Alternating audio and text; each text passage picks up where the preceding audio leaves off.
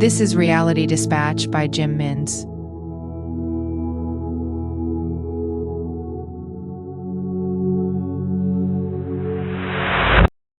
The animal trotted onto the plains to feed on the grass that had not been seen before. It was a pleasure to be enamored with the luscious fiber, and the herd all knew it. They devoured every bite. None were wise to the whirls of fast winds that zapped overhead, or if they were, their hunger dissipated any threats that made their stomachs tense. The herd remained in place, and as no one was running, the ox was comfortable staying in place to feast on the greenery. The zapping overhead grew poignant, and before long, the distant rumblings emerged. The ox was disappointed. He knew his brothers and sisters were running to avoid a threat. It didn't matter what that threat was. It was evident that these pastures were not meant to be enjoyed. It was all too good to be true. It was a trick to get them out into the field and have them murdered like the others for their skins. The hides provided warm coats to those who skinned them in the winter. The ox hoped that if fate ever fell on him in such a sadistic fashion, his skin would be infested with a disease that would take his shooter down to hell with him. The ox ran, even though his legs were tired and his stomach ached. He longed to graze, but his instinct to live was strong. Over the distant hills, they spread, and the herd evaluated what was left of their relatives. The ox did not know if the threat had subsided.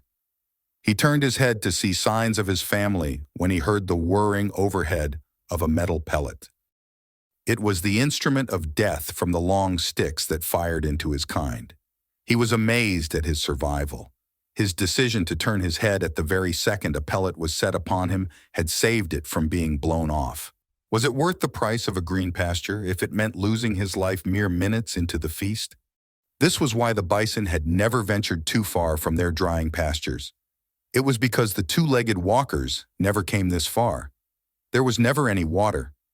The drying pastures were not ideal for the bison, but it meant relative freedom for them and their young ones. The promise of green pastures was an illusion, the piper leading to inevitable death. They walked on, eager to pass more ground before being comfortable to settle for the night. One of them had been defeated by the pellets and had dropped to the floor. Its breathing had stopped instantly. The bison moved towards their brother and surrounded it.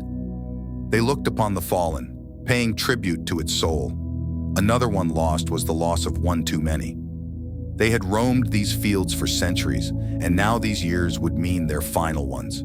It was an insulting way to depart.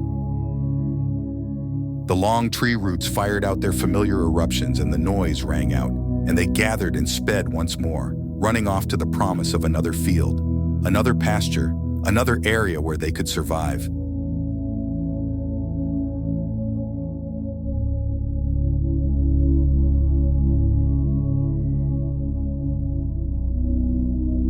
For more stories of fact-based fiction, head to jimminns.substack.com.